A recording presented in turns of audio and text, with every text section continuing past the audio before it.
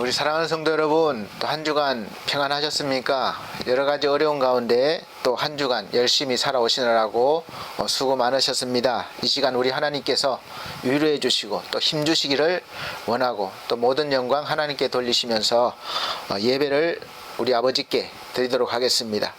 먼저 찬송 한 장 드리겠습니다. 453장, 새 찬송가는 570장입니다. 453장 새 찬송가 570장입니다.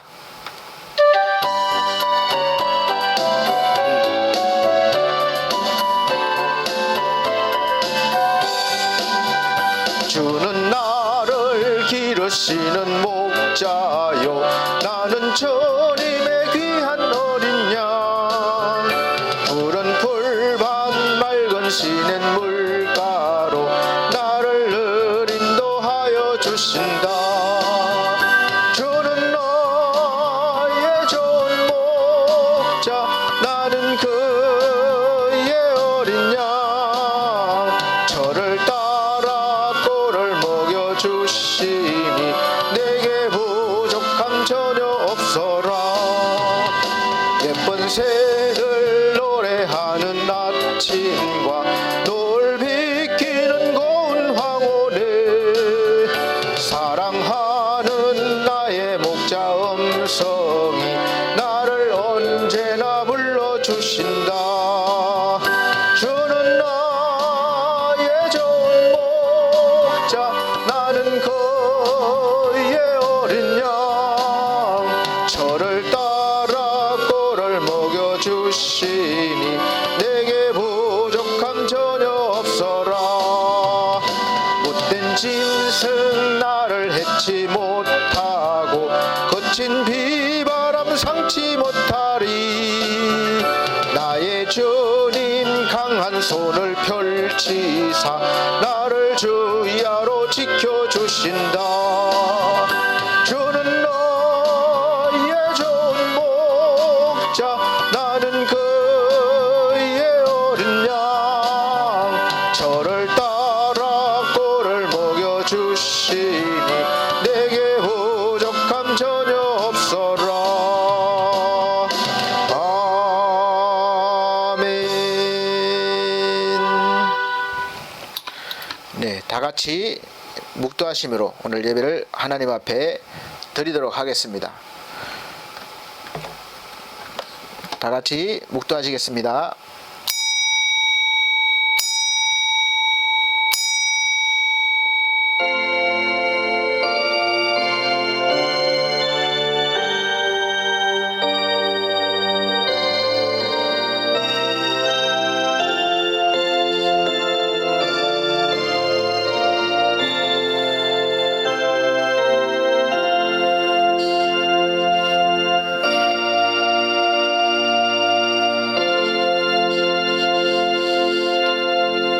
여호와는 나의 빛이요 나의 구원이시니 내가 누구를 두려워하리요.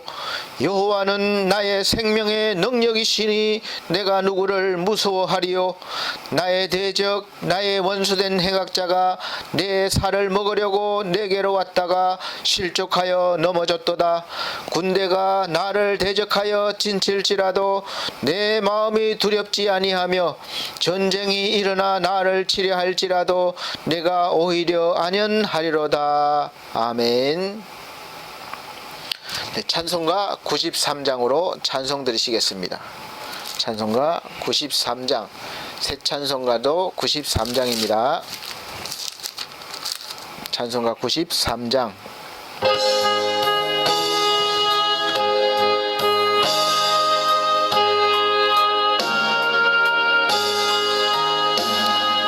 예수는 나의 힘이요 내 생명 되시니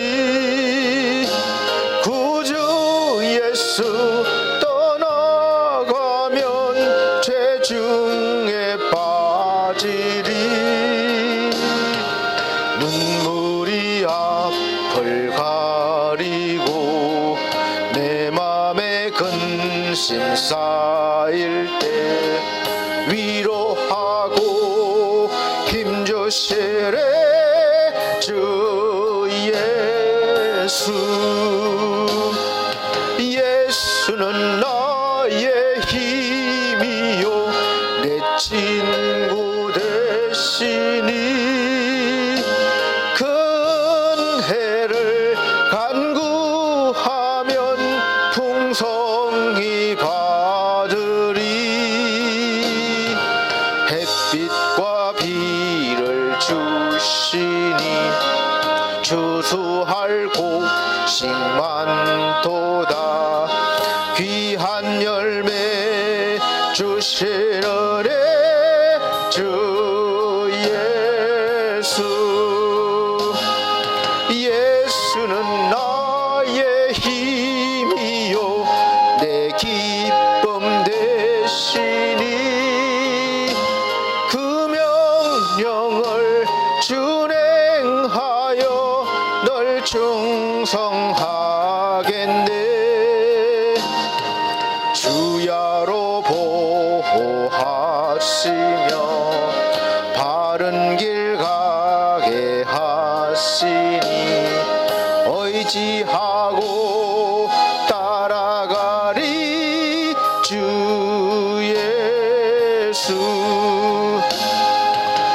예수는 나의 힘이요 내 소망 되시니 이 세상을 떠나갈 때 곧 영생 얻으리 한없는 복을 주시고 영원한 기쁨 주시니 나의 생명 나의 기쁨 주 예수 아멘. 네, 성시교독 시간입니다. 교독문 3번입니다. 찬송가 뒤에 교독문 3번 시편 4편입니다. 제가 한 절 우리 성도님들께서 한 절 봉독해 나가도록 하겠습니다. 교독문 3번 시편 4편입니다. 내 의의 하나님이여 내가 부를 때에 응답하소서 곤란 중에 나를 너그럽게 하셨사오니 나를 긍휼히 여기사 나의 기도를 들으소서 인생들아 어느 때까지 나의 영광을 변하여 욕되게 하며 허사를 좋아하고 개울을 구하겠는고 여호와께서 자기를 위하여 경건한 자를 택하신 줄 너희가 알지어다 내가 부를 때에 여호와께서 들으시리로다 너희는 떨며 범죄치 말지어다 자리에 누워 심중에 말하고 잠잠할지어다 의의 제사를 드리고 여호와를 의뢰할지어다 여러 사람의 말이 우리에게 선을 보일 자 누구뇨 하오니 여호와여 주의 얼굴을 들어 우리에게 비치소서 주께서 내 마음에 두신 기쁨은 저희의 곡식과 새 포도주에 풍성할 때보다 더하니이다. 내가 평안히 눕고 자기도 하리니 나를 안전히 거하게 하시는 이는 오직 여호와시니이다. 아멘. 네, 다 같이 사도신경으로 신앙 고백 드리도록 하겠습니다. 나는 전능하신 아버지 하나님 천지의 창조주를 믿습니다. 나는 그의 유일하신 아들 우리 주 예수 그리스도를 믿습니다. 그는 성령으로 잉태되어 동정녀 마리아에게 나시고 본디오 빌라도에게 고난을 받아 십자가에 못 박혀 죽으시고 장사된 지 사흘 만에 죽은 자 가운데서 다시 살아나셨으며 하늘에 오르시어 전능하신 하나님 우편에 앉아 계시다가 거기로부터 살아있는 자와 죽은 자를 심판하러 오십니다. 나는 성령을 믿으며 거룩한 공교회와 성도의 교제와 죄를 용서받는 것과 몸의 부활과 영생을 믿습니다. 아멘. 네, 찬송가 175장, 새 찬송가는 195장입니다. 175장 새 찬송가 195장 다 같이 찬송 드리신 후에 우리 권경희 권사님께서 대표 기도해 주시도록 하겠습니다. 175장 새 찬송가 195장입니다.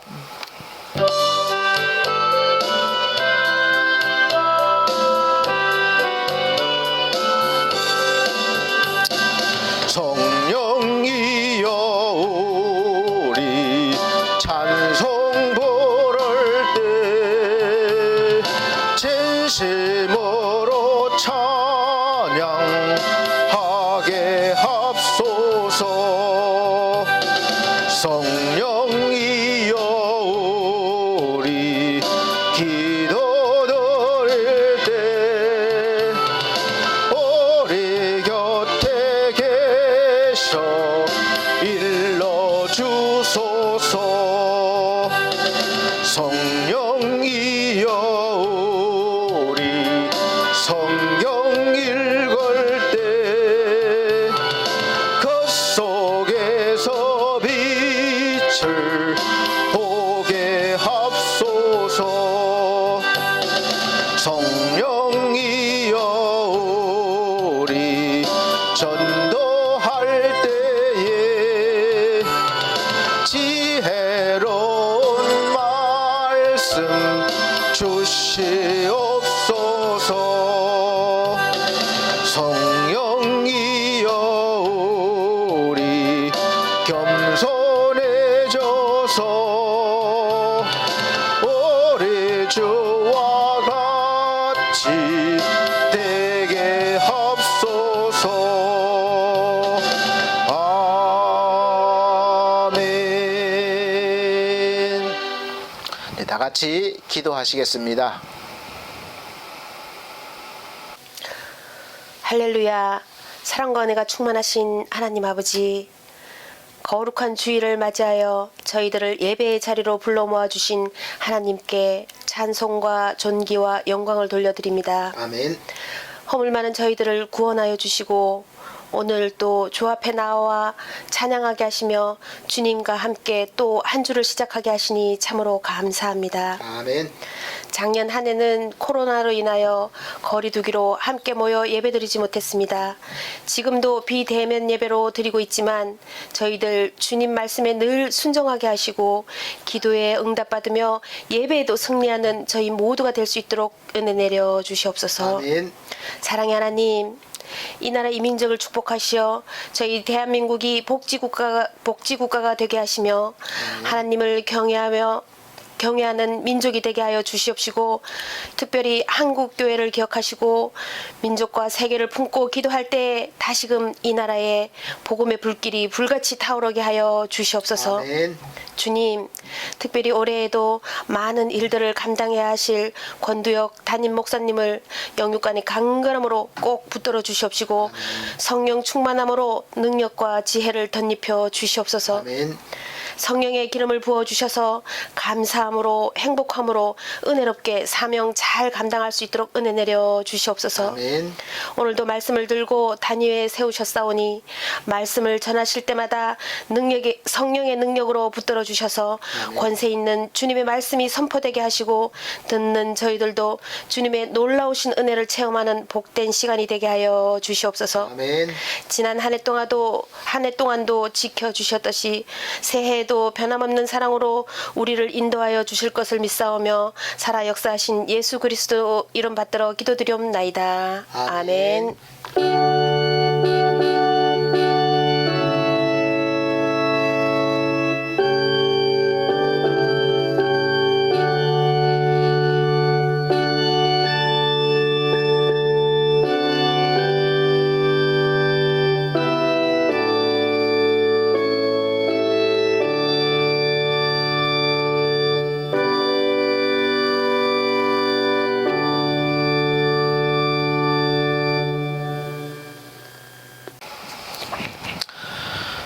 네, 감사합니다.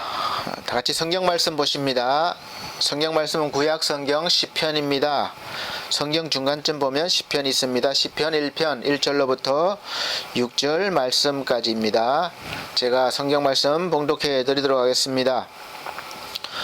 복 있는 사람은 악인의 꾀를 쫓지 아니하며 죄인의 길에 서지 아니하며 오만한 자의 자리에 앉지 아니하고 오직 여호와의 율법을 즐거워하여 그 율법을 주야로 묵상하는 자로다. 저는 시냇가에 심은 나무가 시절을 쫓아 과실을 맺으며 그 잎사귀가 마르지 아니함 같으니 그 행사가 다 형통하리로다. 악인은 그렇지 않으며 오직 바람에 나는 겨와 같도다. 그러므로 악인이 심판을 견디지 못하며 죄인이 의인의 회중에 들지 못하리로다. 대저 의인의 길은 여호와께서 인정하시나 악인의 길은 망하리로다. 아멘. 네.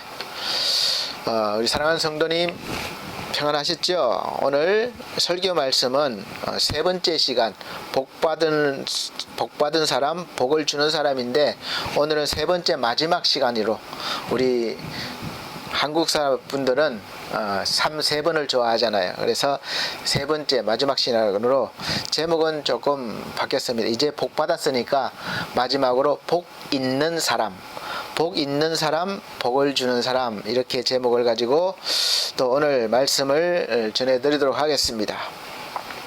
사실 복 받은 사람, 복 있는 사람은 사실 하나님의 은혜를 받은 사람입니다.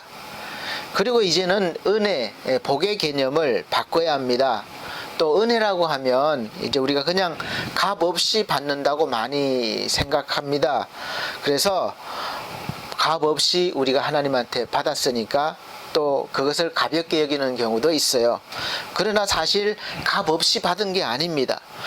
우리가 하나님께 받은 은혜는 사실 값이 없는 것이 아니라 우리가 값을 주고 치룰 수 없기 때문에 그냥 은혜로 공짜로 주신 거예요. 바로 그 값은 바로 예수 그리스도, 하나밖에 없는 하나님의 아들 독생자 예수 그리스도의 목숨값입니다. 그래서 우리는 도저히 우리가 가지고 있는 것으로는 그 값을 치룰 수가 없기 때문에 하나님께서 믿음으로만 주시는 은혜로 주신 것이니 그렇죠.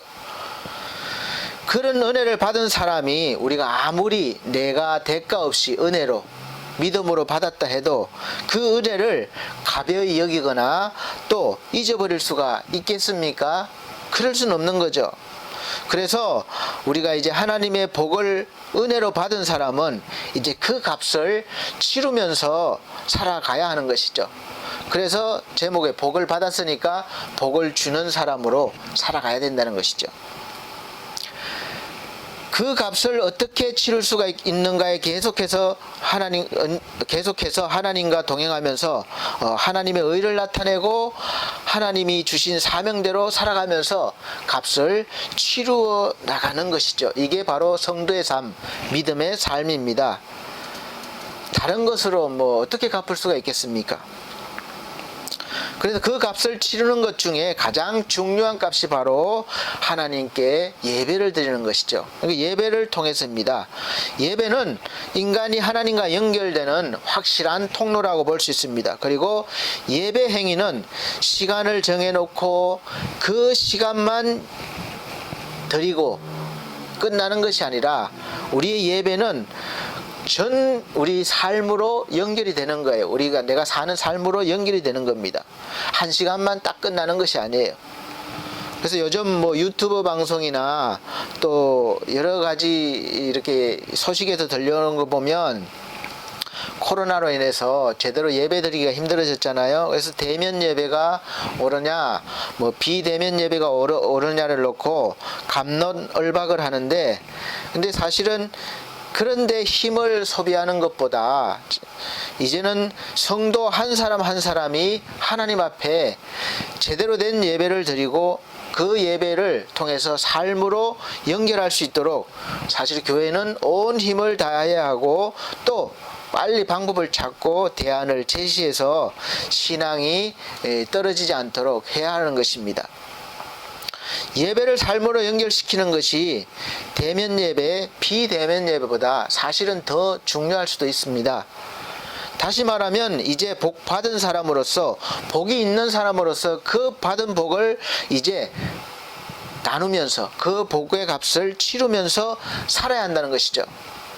복받은 사람의 삶은 주님께서 말씀하신 것과 같이 마가복음 12장 30절에 31절 말씀에와 같이 먼저는 내 마음을 다하고 목숨을 다하고 뜻을 다하고 힘을 다해서 주 너의 하나님을 사랑하라.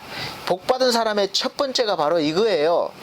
그 다음에 바로 두 번째는 삶으로 연결되는 것인데 이것이니 둘째는 이것이니 내 이웃을 내 몸과 같이 사랑하라 하신 것이라. 아멘. 바로 말씀하신 대로 이제 먼저는 하나님을 경외하고 그 다음에는 그 경외함으로 삶으로 나타나는 것이죠. 어떻게 그렇게 살 수 있는 힘이 있습니까? 복의 근원이 되었기 때문이고 더 큰 복의 근원이신 하나님이 항상 이제 함께 하시는 사람이 되었기 때문에 그렇게 할 수 있는 것이죠. 복을 받아서 복 있는 사람이 누구입니까?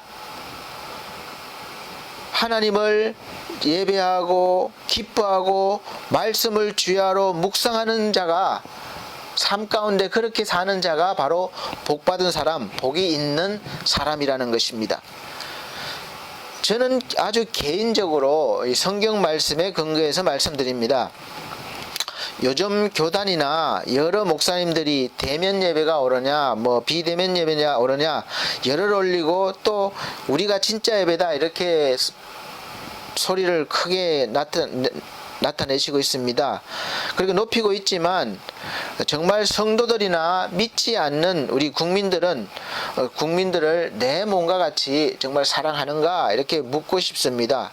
사실 우리가 때에 따라서는 신앙을 지키기 위해서 순교를 각오하고 총칼 앞에서도 우리가 당당히 믿음을 주장해야 합니다. 그리고 어떤 위협 앞에서도 우리가 하나님께 예배하고 하나님을 경배해야 하는 것이죠.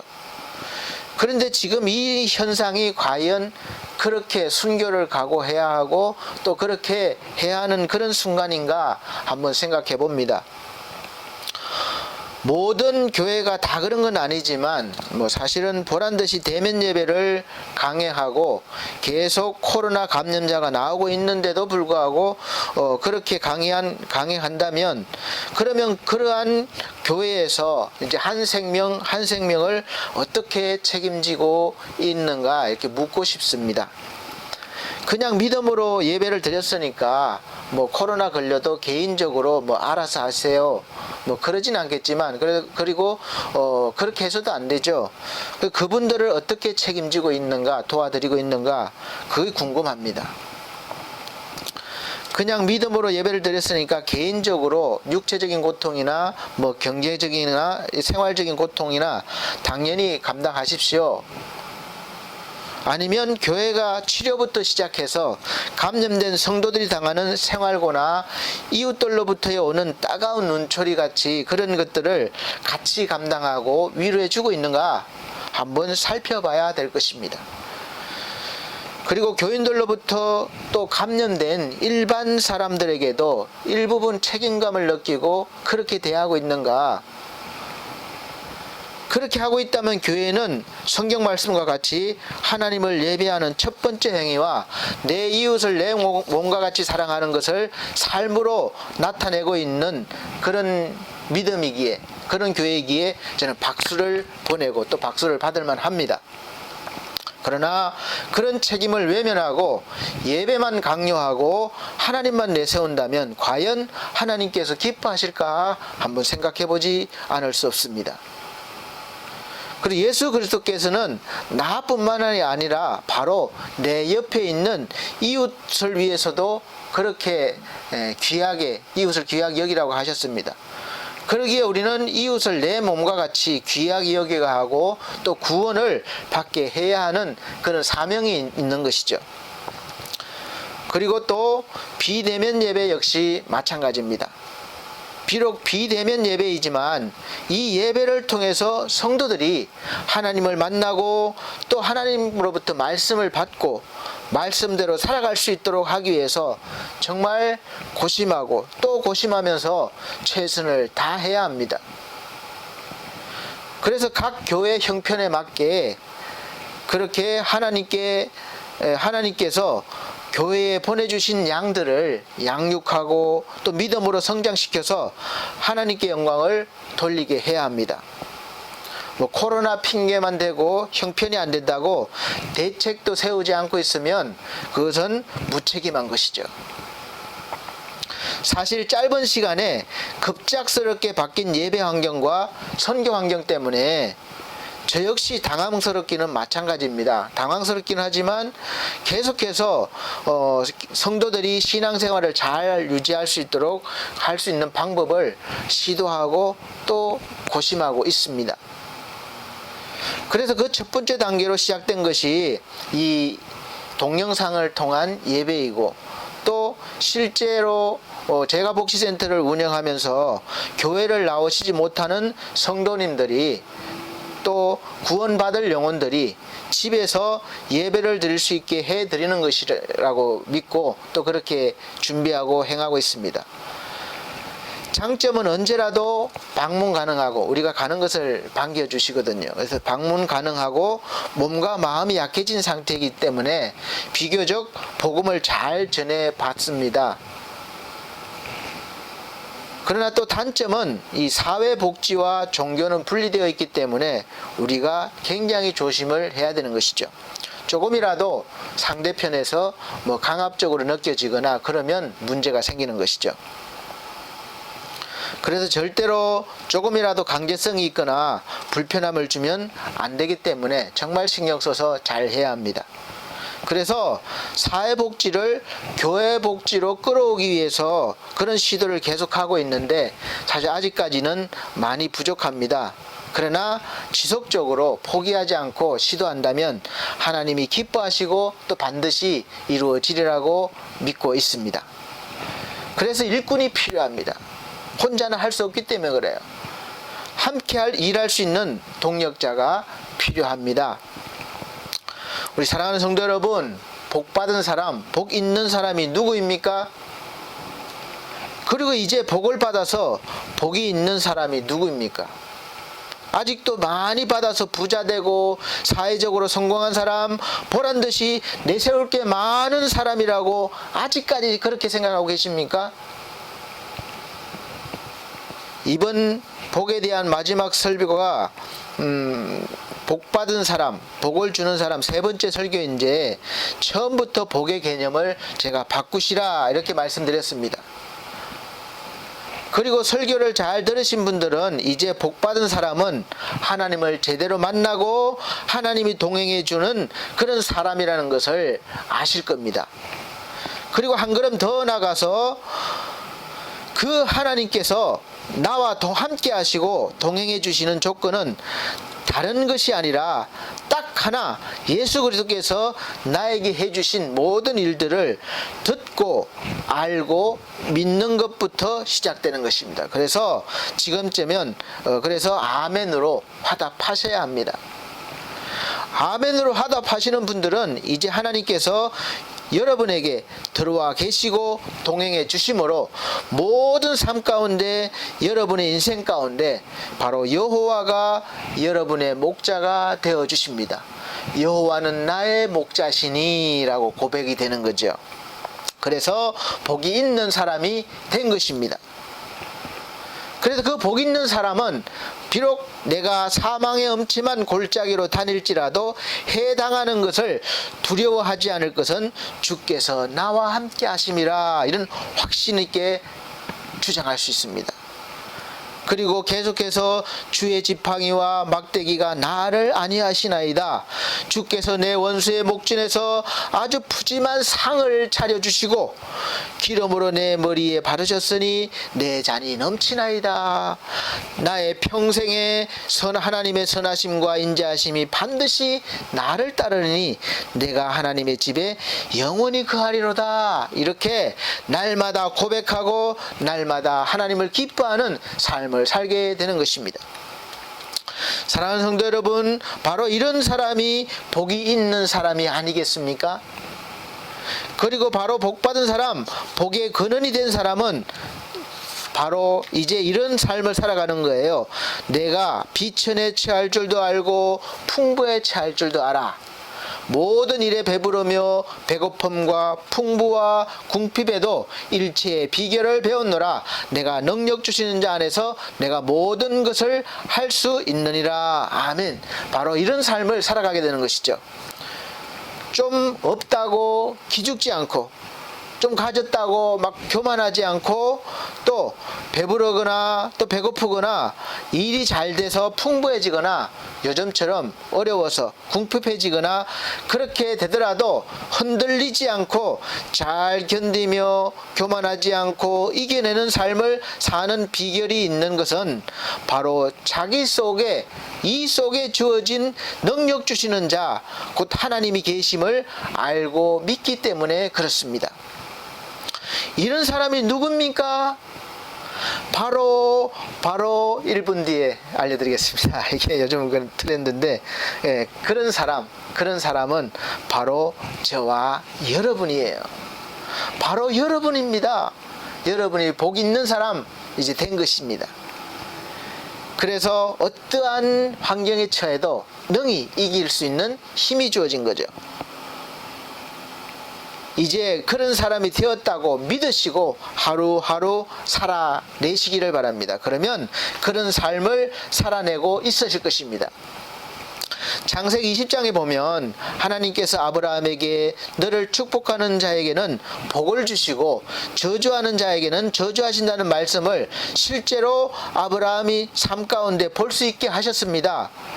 아브라함은 눈으로 보기에는 정말 약한 자였습니다. 나그네처럼 떠돌며 살고 있었기 때문에 약할 수밖에 없는 거죠. 그래서 아브라함이 다니는 데는 늘 강대국들이 자리 잡고 있었기 때문에 두려웠습니다. 창세기 2장에서의 장면도 아브라함이 이제 그랄 땅에 거하면서 이제 거기서 통치하고 있는 그랄 왕 아비멜렉이 자기 아내 사라를 빼앗으려고 자기를 죽일까 두려워해서 사라를 자기 부인이라고 그러지 않고 자기 여동생이라고 이렇게 소개를 했습니다. 그래서 그 그랄 왕이 사라가 마음에 들었는지 자기 아내를 삼고자 데려갔습니다. 남자로서 생각하면 얼마나 비겁하고 또 한편으로는 분통 터지는 노릇입니까? 말도 안 되는 행동이에요. 자기 부인을 자기가 살기 위해서 동생이라고 그랬으니까. 그럼에도 불구하고 하나님께서 약속하셨기 때문에 하나님께서 아비멜렉에게 나타나셔서 아주 분명하게 사라를 부인으로 삼으면 죽는다고 말씀하셨고, 아비멜렉의 집 모든 태를 다치게 해서 아이를 못 낳게 하셨습니다. 그래서 아비멜렉이 겁을 먹고 바로 사라를 다시 아브라함에게 돌려보내면서 오히려 양과 소와 노비까지 주고 은 1000개를 줘서 사라의 수치를 풀게 하였습니다. 그리고 나서 마지막 해결 방법은 이제 복의 사람, 복받은 사람, 약하지만 참으로 이렇게 비겁한 사람 같지만 그럼에도 복받은 사람, 이 하나님께 복받은 사람 아브라함이 이제 아비멜렉을 위해서 하나님께 기도하니까 그때서야 하나님께서 아비멜렉과 아내와 여종을 치료해 주셔서 아이를 낳게 해 주셨다, 이렇게 기록되어 있습니다. 그러므로 이제 아브라함은 연약하지만 복이 있는 사람이 되었기 때문에 이렇게 기도해 줄 때에 하나님의 복이 나가는 거죠. 그리고 계속해서 아브라함을 통해서 하나님의 약속의 복을 받은 아들 이삭을 통해서도 이 복의 사람의 모습이 계속해서 나타나는 것을 볼 수 있습니다. 창세기 26장에 보면 아브라함의 복이 이삭으로 이어졌음을 말씀하고 있습니다. 26장 3절 4절 보면 이 땅에 유하면 내가 너와 함께 있어 내게 복을 주고 내가 이 모든 땅을 너와 내 자손에게 주리라. 내가 내 아비 아브라함에게 맹세한 것을 이루어 내 자손을 하늘의 별과 같이 번성케 하며 이 모든 땅을 내 자손에게 주리니 내 자손을 인하여 천하 만민이 복을 받으리라. 아멘. 자, 이 믿음의 자손을 통해서, 복 있는 사람을 통해서, 이 자손을 통해서 천하 만민이 복을 받게 해주신다는 것이죠. 그래서 이 복을 받은 이삭이 남의 땅에서 농사를 하였지만 여호와께서 복을 주심으로 이제 엄청난 부자가 된 것이죠. 그래서 하나님께서 복을 주셔서 심은 것에서 100배나 얻게 하시고 또 창대해지고 왕성해서 큰 부자가 되게 해주셨다고 했습니다. 12절에 보면 이삭이 그 땅에서 농사하여 그 해에 100배나 얻었고 여호와께서 복을 주심으로 그 사람이 창대하고 왕성하여 마침내 거부가 되어, 이렇게 있습니다. 우리나라 속담에 이 사촌이 땅을 사면 배가 아프다는 속담이 있습니다. 지금 우리도 마찬가지예요. 남의 나라 사람들이 우리 옆집으로 와서 장사를 하거나 뭘 하는데 너무 잘 돼서 부자가 됐습니다. 돈을 많이 벌었습니다. 그래서 사업을 확장하려고 해요. 그러면 여러분의 옆집에 살면서 어떻게 보십니까? 정말로 축하해 드립니까? 배가 아프실 거예요. 대부분 배가 아프실 겁니다. 우리나라 사람도 아니고 다른 나라 사람이 와서 그러니까. 그래서 그랄 사람들이 이삭을 시기해서 이제 괴롭히기 시작했습니다. 목축을 하면 반드시 우물이 있어야 하는데 우물을 자기들 거라고 시비를 걸고 떠나가라고 했어요. 그런데 이삭은 그들과 싸우지 않고 다른 데로 옮기고 다시 우물을 팠습니다. 복의 사람이 하는 일은 잘 됩니다. 우물을 파면 다시 물이 나와요. 사실 그쪽 지역에서는 물 찾기가 참 어렵습니다. 그러면 또 그들이 와서 시비 걸고 다투려고 해서 다시 옮기기를 무려 3번이나 했습니다. 그래서 우물 이름도 에색, 신나, 르호봇이라고 지었고, 그 이름이 에색은 다툼, 신나는 대적함, 르호봇은 장소가 넓음이라고 지었는데, 브엘세바로 올라갔을 때 하나님께서 이삭을 만나 주시고 이제는 두려워하지 말라 하시고 하나님께서 이삭과 함께 있으시고 복을 주셨다는 것을 다시 확인시켜 주셨습니다. 그리고 이삭은 그곳에서 단을 쌓아 하나님께 예배를 드리고 거기서 다시 우물을 팠습니다. 이런 모든 일들을 다른 사람들이 알겠습니까? 모르겠습니까? 여러분들이 믿음으로 하나님과 동행하며 살면 하나님께서 여러분에게 복을 주시죠. 그래서 복을 주시고 그런 모든 일들을 다른 사람이 아는 것입니다. 하나님과 동행하여 살면 아브라함과 이삭이 나그네처럼 살면서 이리 다니고 저리 다니면서 쫓겨다니지만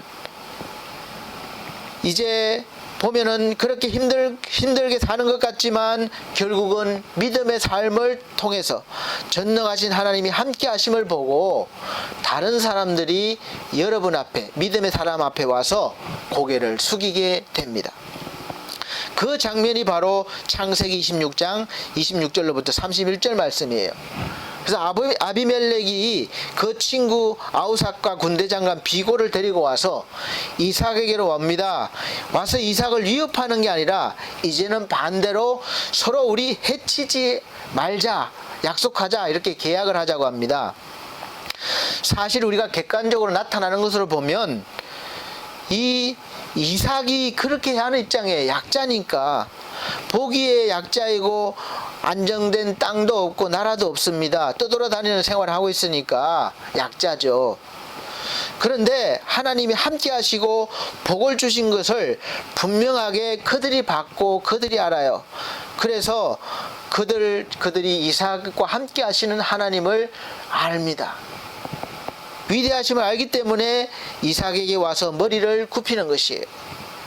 그러니까 이삭이 오히려 큰 소리를 치는 겁니다. 27절 보면 이삭이 그들에게 이르되 너희가 나를 미워하여 나로 너희를 떠나가게 하였거늘 어찌하여 내게로 왔느냐. 오히려 큰 소리 칩니다. 왜 왔느냐? 큰 소리 칩니다. 그러자 그들의 대답이 너무 감동적이에요. 하나님을 믿지 않는 사람들입니다. 그들이 가로되 여호와께서 너와 함께 계심을 우리가 분명히 보았으므로 우리의 사이 곧 우리와 너의 사이에 맹세를 세워 너와 계약을 맺으리라 말하였노라. 너는 우리를 해하지 말라. 이는 우리가 너를 범하지 아니하고 선한 일만 내게 행하며 너로 평안히 가게 하였음이니라. 이제 너는 여호와께 복을 받은 자니라. 아멘. 이와 같이 하나님을 믿는 사람이 아니라 불신자이고 강한 힘을 가진 자들이 이삭을 보니까 하나님이 함께 계심이 분명하고 하나님께 복을 받은 사람으로 보여지는 것입니다. 그래서 서로 화평의 계약을 맺자는 것이죠. 사랑하는 성도 여러분, 여러분도 마찬가지예요. 여러분도 하나님이 함께 하시는 사람이고 또 여러분도 하나님께 복을 받은 사람이에요. 믿어지십니까? 그런 분명하게 다른 사람에게 보여주는 삶을 사시고 계시는가요? 그것을 어떻게 증명합니까? 여러분의 것으로 증명하려고 하지 말고 하나님의 말씀으로 증명하시는 것을 하나님의 말씀으로 증명하신 것을 믿으면 증명되는 거예요.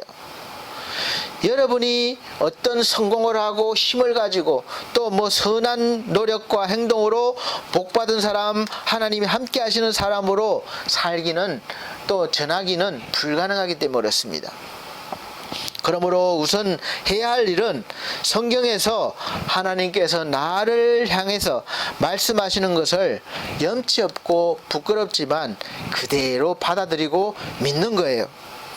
그러면 그때부터 믿음의 삶이 나오기 시작하는 겁니다.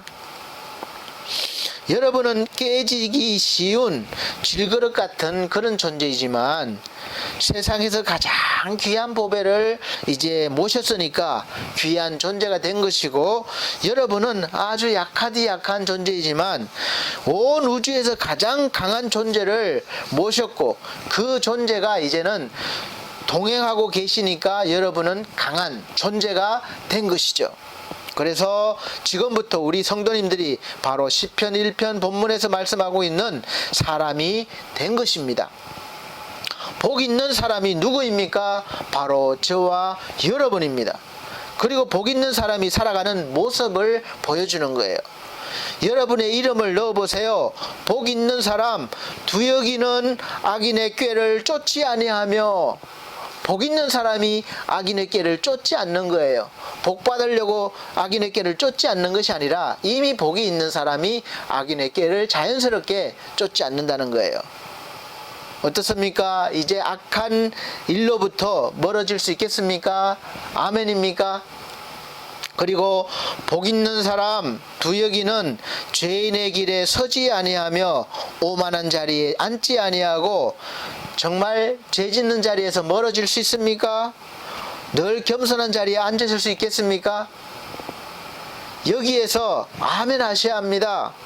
왜냐하면 여러분의 힘으로 된다는 생각은 저 멀리 던져버리고 함께 하시는 하나님께서, 즉 능력 주시는 자 안에서 하라는 거예요. 그러면 되는 것입니다. 복 있는 사람 두여기는 여호와의 율법을 즐거워하여 그 율법을 주야로 묵상하는 자로다. 이제부터 하나님의 말씀인 성경을 사랑하고 즐거이 듣고 묵상하고 지키겠습니까? 아멘입니다. 하나님 말씀 보시기 힘드시죠? 그러나 복 있는 사람이 되면 하나님의 말씀이 너무 즐거운 거예요. 즐거우니까 기쁘니까 주야로 묵상하게 되는 것입니다.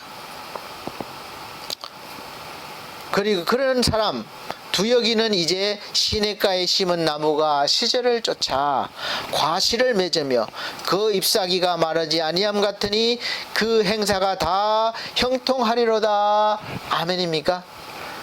복 있는 사람, 여러분이 올 한 해 받은 복이 여러분의 삶으로 이렇게 나타나는 겁니다. 경제가 어렵고 환경이 혼란스러워도 여러분이 하는 일에 열매가 풍성히 맺고 또 모든 하는 일에 형통할 것입니다. 이것이 바로 복 있는 사람이 살아갈 때 나타나는 그러한 모습이에요. 더 중요한 것은 여러분이 가는 길, 여러분의 인생길을 우리 하나님께서 인정하신다는 거예요. 사랑하는 성도 여러분, 우리가 살아가면서 하나님께 인정받으면 다 된 건 아니겠습니까? 예수 그리스도를 믿음으로 하나님께 인정받은 사람이 바로 저와 여러분인 것입니다. 이런 사람이 바로 복받은 사람이 아니겠습니까? 이제 이 복 있는 사람이 된 것이고 이 복을 마음껏 빌어주는 사람이 된 것입니다. 성경 속에서는 거의 대부분이 작은 자이지만, 약한 자이지만 하나님이 함께 하시는 사람들이 큰 자들, 강한 자들을 이겼고, 작은 빛이지만 언제나 어둠을 몰아내고 하나님의 영광을 나타내고 하나님의 이름을 높이는 그런 삶을 산 사람들이, 인물들이 기록되어 있음을 우리가 성경을 통해서 알 수 있습니다. 하나님께서 왜 이런 자들을 사용하십니까? 강한 자들도 많은데 강한 자들을 쓰시지 굳이 약한 자들을 택하여 왜 그렇게 사용하십니까? 자기가 강하다고 생각하고 믿는 사람들은 하나님을 의지하지 않기 때문에 그래요. 자기 힘을 의지합니다. 그래서 분명하신 하나님의 대답이십니다. 고린도전서 1장 24절로 29절 보면 오직 부르심을 입은 자들에게는 유대인이나 헬라인이나 그리스도는 하나님의 능력이요 하나님의 지혜니라. 하나님의 미련한 것이 사람보다 지혜 있고 하나님의 약한 것이 사람보다 강하니라. 형제들아 너희를 부르심을 보라. 육체를 따라 지혜 있는 자가 많지 아니하며 능한 자가 많지 아니하며 문벌 좋은 자가 많지 아니하도다. 그러나 하나님께서 세상의 미련한 것들을 택하사 지혜 있는 자들을 부끄럽게 하려 하시고 세상의 약한 것들을 택하사 강한 것들을 부끄럽게 하려 하시며 하나님께서 세상의 천한 것들과 멸시받는 것들과 없는 것들을 택하사 있는 것들을 피하려 하시나니 이는 아무 육체라도 하나님 앞에서 자랑하지 못하게 하려 하심이라. 아멘. 그렇게 하시는 이유는 이는 아무 육체라도 하나님 앞에서 자랑하지 못하게 하려 하심이라. 그 이유입니다. 그래서 사도 바울은 자랑할 것이 많은 사람이었음에도 불구하고 그 자랑거리를 배설물같이 버리고 자기의 약한 것을 자랑하려고 했습니다. 세상에 누가 자기 약점을 자랑하려고 합니까? 숨기려고 하지요. 그렇게 한 이유는 예수 그리스도의 능력이 늘 자기에게 머물게 하려고 했기 때문에 그렇습니다. 그래서 고린도후서 12장 9절에서 10절 보면 내게 이르시기를 내 은혜가 내게 족하도다. 이는 내 능력이 약한 데서 온전해짐이라 하신지라.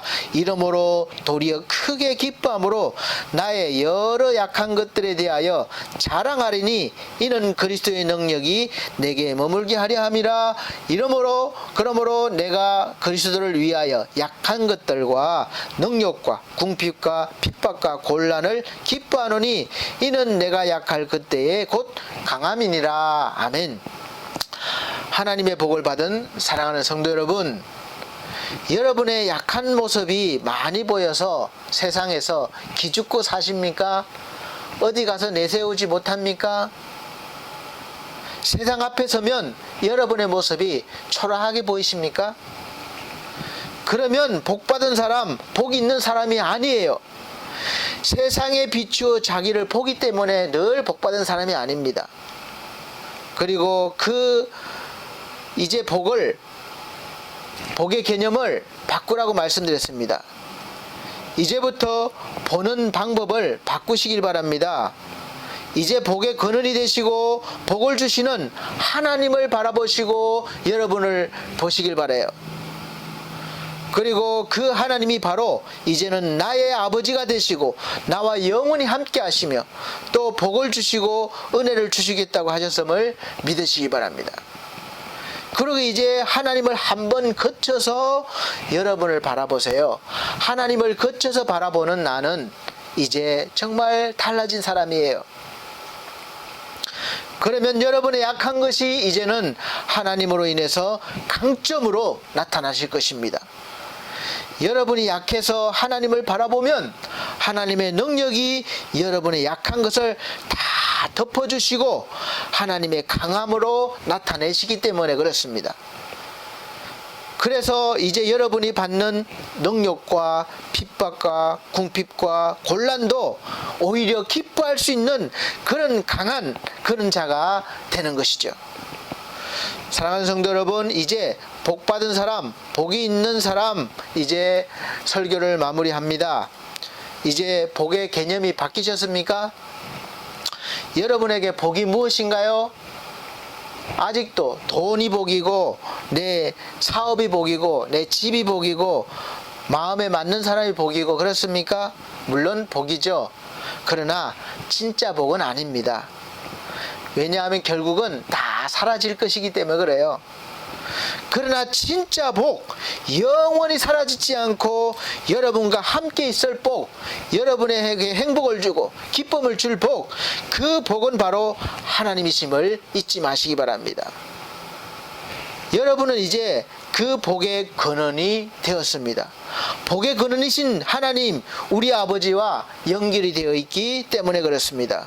그러므로 이제부터는 그 받은 복을 이제 복 받은 사람으로 사시면서 나눠주시길 바랍니다. 복을 빌어주시길 바랍니다.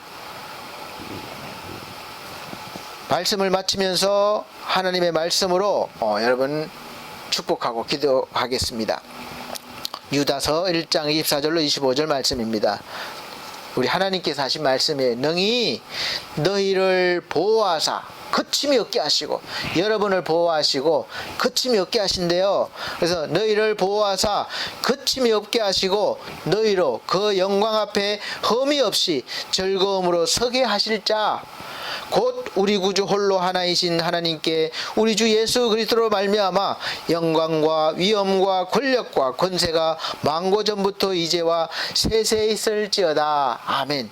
이 복이 여러분에게 늘 함께 하시고 복 있는 사람으로 살아가시기를 예수 그리스도 이름으로 축복합니다. 기도하겠습니다. 하나님 감사합니다. 이제 하나님께서 우리를 보호해 주시고 우리를 거침없게 하시는 이유는 우리가 하나님 앞에 흠없이 즐거움으로 서게 하시기 위함입니다. 이제 그 하나님 영광과 위엄과 권력과 권세가 세세에 무궁토록 있기를 원합니다. 우리 하나님 감사합니다. 그 영광 앞에 우리가 함께 동행하게 살게 하셨습니다. 우리 하나님, 그 하나님이 동행하심으로 우리가 이제 삶 가운데 복 있는 사람으로 복을 주는 사람으로 살아가게 하여 주셨음을 감사합니다. 이제 살아가면서 그 복을 나타내며 많은 사람들이 부러워하고 또 많은 사람들이 다가와서 우리와 계약을 맺자고 할 수 있도록 그러한 삶을 살 수 있도록 은혜의 삶을 살 수 있도록 도와주옵소서. 은혜 베풀어 주시옵소서. 동행하여 주시옵소서. 감사드리며 예수 그리스도 이름으로 축복하고 기도함나이다. 아멘. 네, 봉헌의 시간입니다. 봉헌 찬송 427장, 새 찬송가는 191장입니다. 준비하신 예물 드리도록 하겠습니다. 427장, 새 찬송가는 191장입니다.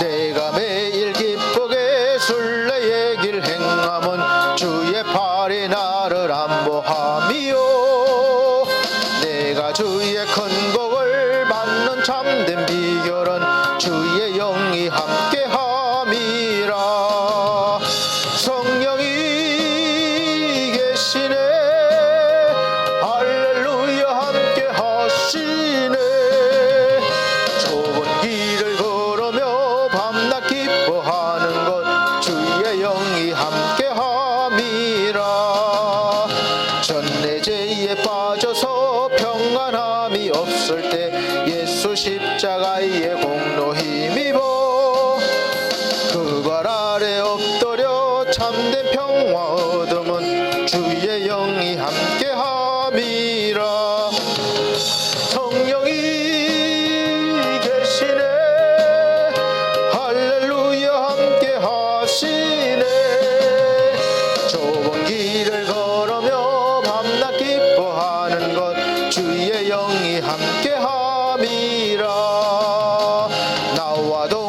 하시고 모든 염려하시니 나는 숲의 새와 같이 기쁘다.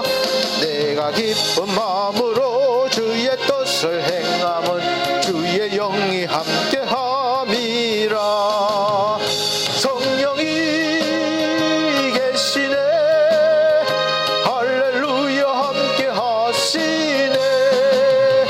좁은 길을 걸으며 밤낮 기뻐하는 것 주의 영이 함께함이라. 세상 모든 정욕과 나의 모든 욕망은 십자가에 이미 못을 박았네. 어두운 밤이 지나고 무거운 짐 벗으니 주의 영이 함께함이라. 성령이 계시네. 할렐루야 함께 하시네. 좁은 길을 걸으며 밤낮 기뻐하는 것 주의 영이 함께함이라. 아멘. 드려진 예물 위에 기도드리도록 하겠습니다. 우리 아버지 하나님 감사합니다. 우리 하나님께서 주신 복 너무 감사합니다. 복을 주신 그 가운데 우리가 지극히 작은 물질이지만 마음을 담아 우리 하나님께 드립니다. 귀한 예물 받아 주시옵소서. 11조 예물과 또 주정헌금과 또 선교헌금과 또 감사예물 받아 주시옵소서. 특별히 또한 귀한 기부를 하신 우리 귀한 이산냉동의 우리 대표 이사님을 기억하여 주시고 복의 복을 더하여 주옵소서. 손길마다 기억하여 주시고 우리 하나님 큰 은혜 내려 주시고 모든 일 가운데 동행하여 주심으로 형통한 복이 임하여 주시옵소서. 감사드리며 예수 그리스도 이름으로 축복하고 기도함나이다. 아멘. 교회 앞에 광고 말씀 드리겠습니다.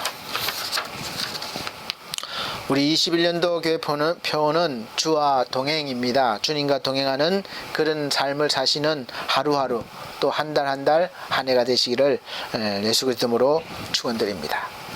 매주 주일 오전 11시에 영상으로 예배를 드리고 있습니다. 미리 준비하시고 집에서 또 각 처소에서 계신 곳에서 예배를 드리시겠지만 경건하게 미리 준비하셔서 드리시길 바랍니다. 그리고 또 이산냉동, 이산물류 주식회사를 운영하시는 이앤디진 대표이사님께서 우리 충북 음성 금왕읍에 있는 예언추모공원에 고인을 모시는 그런 납골당이 있습니다. 그래서 봉안정서를 125기 기부를 해 주셨습니다. 이 기부하신 것은 우리가 또 복지나 교회를 통해서 또 마지막 가실 곳이 없는 분들, 어려운 분들을 모시기 위해서 이렇게 기부를 해 주셨습니다. 우리가 그렇게 사용될 겁니다. 우리 하나님께서 이 귀한 손길 날마다 동행해 주시고 복을 주셔서 하시는 모든 사업 형통케 되기를 축복합니다. 그리고 제가 이렇게 보여드리겠습니다.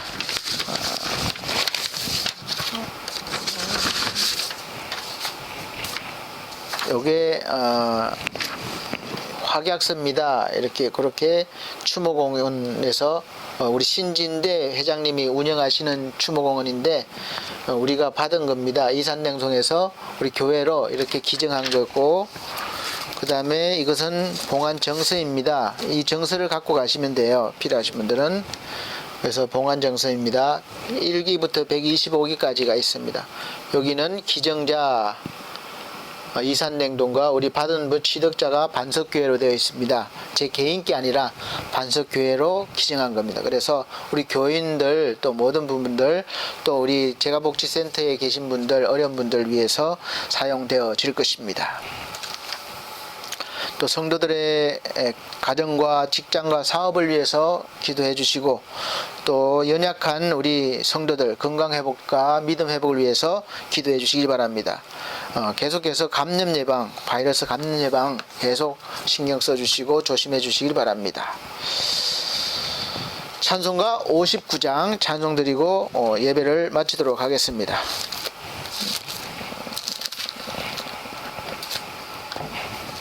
새 찬송가는 53장입니다.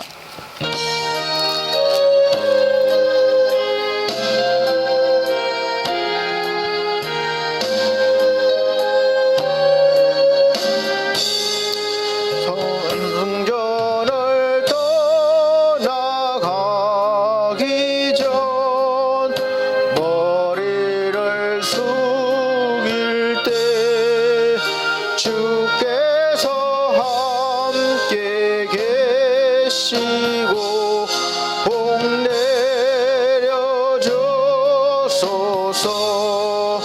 집으로 돌아가는 길 주동행하시고 내 모든 언행 심사를 다 지켜주소서. 거룩한 날이 다가고 저녁이 되도록 주의 맘에 빗대사 늘 계시옵소서.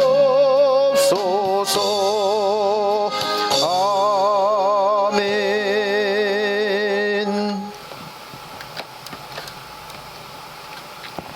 사랑이 많으신 우리 아버지 하나님, 간절히 바라옵기는 전 세계적으로 지금 번지고 있는 코로나 바이러스 속히 잡히게 도와주시고, 특별히 이 대한민국 잘 하게 하셔서 정치, 경제, 문화 모든 분야가 다시 부흥의 깃발을 올리게 하여 주시옵소서. 또 부흥을 통해서 우리 복음도 왕성하게 전해질 수 있도록 도와주시고 세계 선교 감당할 수 있는 나라로 세워 주시옵소서. 정치, 경제, 문화 모든 가운데 어려움이 많이 있습니다. 우리 하나님, 이제 이 어려움을 잘 극복해낼 수 있도록 도와주시고, 특별히 복받은 우리들이 이 복을 충만하게 더 나눠줄 수 있는 그런 믿음을 살게 하셔서, 또 하나님 믿지 않는 많은 사람들이 이 복을 받아 하나님 앞에 돌아오게 하시며 또 구원받게 하는 거룩한 역사가 있게 하여 주시옵소서. 이제는 우리 주 예수 그리스도의 은혜와 하나님의 극진하신 사랑과 성령님의 감화감동 교통하신 은혜가 오늘 말씀을 듣고 복 있는 사람으로 복을 주며 살아가기를 원하는, 특별히 또 하나님과 동행하며 살기를 원하는 다짐하는 사랑하는 성도들 머리 위에, 이 나라의 민족 위에 지금으로부터 영원토록 함께 계실지어다. 아멘.